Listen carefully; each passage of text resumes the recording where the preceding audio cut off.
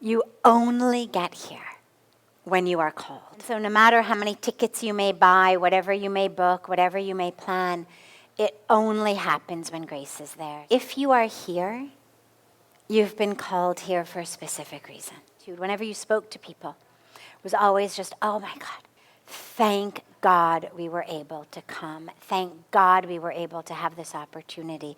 Thank God we were graced. If you are called here, A, be very grateful because it is incredible grace. But B, what it means is that the universe wants something from you in return.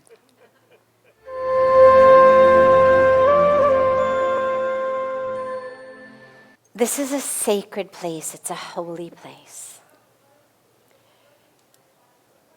In the Indian spiritual tradition, going on pilgrimage to what's known as tirth stans. Tirth means a holy place. And stan just means the place.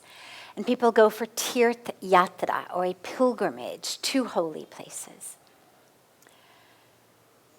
But it's seen as something that obviously in some cases requires perspiration. People used to go on these pilgrimages on foot. There's beautiful stories and paintings depicting, and statues actually, one in our ashram depicting a beautiful scene of a young man carrying his parents on pilgrimage on a device that he's constructed that looks kind of like the old scales, where he's got a bar and kind of on one end mom sits and on the other end dad sits. So sometimes there's perspiration, but it's seen as something that only happens with grace. That it's not a matter of, oh yeah, I've scheduled into my 2025 a pilgrimage and it's just a matter of getting all my ducks in a row and we'll go. But it's really about grace.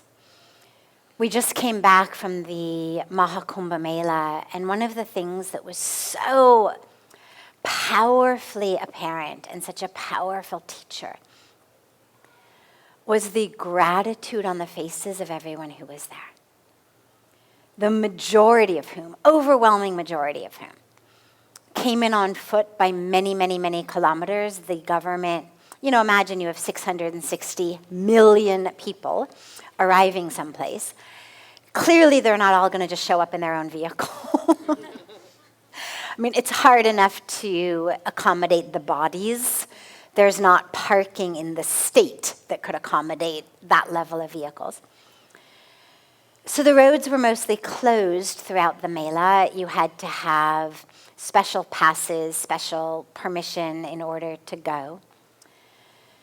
So, 95+% of people who showed up in some type of conveyance that left them between 5 to 10, sometimes 20, depending on how crowded it was at that time, kilometers outside of the Mela. And they had to walk from bus stations, from train stations, from wherever their car was able to drive them up to, carrying all of their belongings, in many cases on their heads. And what you saw was just gratitude. And the gratitude, of course, comes from a spiritual place, but it's a very specific gratitude of thank you, God, for the grace that we were able to make it. Going on a holy pilgrimage to holy places is seen as something that happens only for you when that grace is there. And so no matter how many tickets you may buy, whatever you may book, whatever you may plan, it only happens when grace is there. So that gratitude, whenever you spoke to people, was always just, oh my God, thank God we were able to come. Thank God we were able to have this opportunity. Thank God we were graced with this opportunity. And I mention that because for those of us from the West, more kind of logistically inclined, it's so easy to think, well, yeah, I'm here because I saw this thing, and okay, it took some spiritual and emotional resources to convince myself to do this, but really it becomes then all about the perspiration, just like all of what I had to do to make it happen. And it isn't. To get here, you get here by grace. Yeah, you've got to show up. You've got to do your part. Those people had to walk. You had to book your tickets and sign up. But it doesn't happen without grace. You only get here when you are called. And the other side of the grace is the responsibility. Because the universe does not play favorites. It's not a matter of, oh, you are more deserving.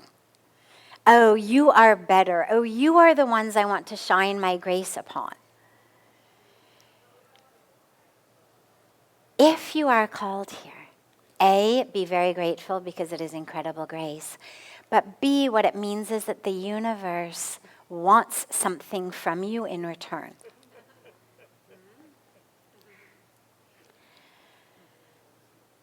There is a responsibility that is the flip side of the gift of the grace.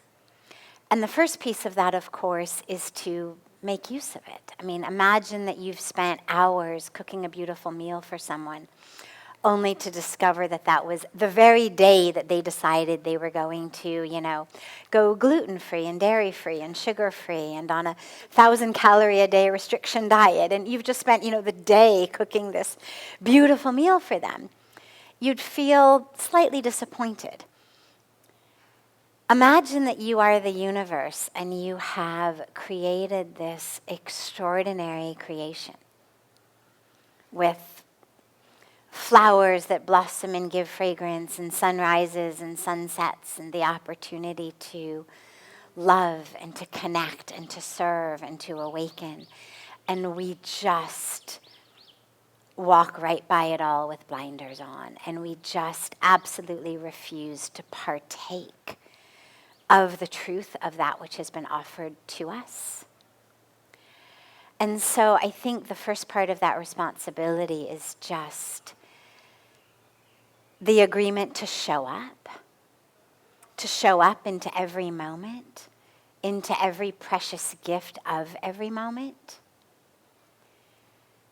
to recognize the gift of your human birth. Which means simultaneously to recognize that you're not lacking in some way, to sort of refuse on at least a principled level. It obviously takes work to hold on to it, but to refuse at least in principle to into the projections of others, the insidious marketing of kind of commercialism as a whole, regardless of what they're trying to sell us, but that is founded upon the principle that we are lacking. The very principle to sell us anything requires us to believe that we are lacking in some fundamental way, and whatever they're trying to sell us will fix that. And I think it's a responsibility to show up as an instrument in the hands of the divine. In Sanatan Dharma, in the Hindu tradition, the Vedic tradition, we speak a lot about being an instrument in God's hands.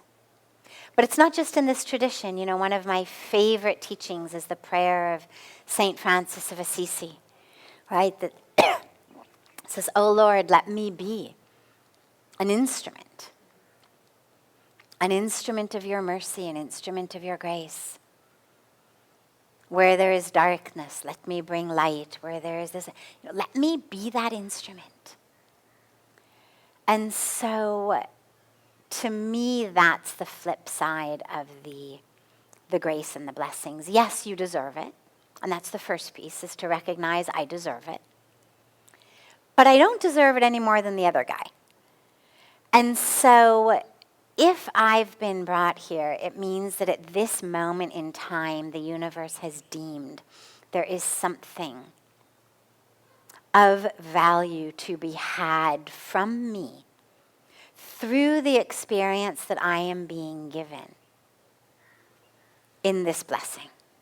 and in this grace.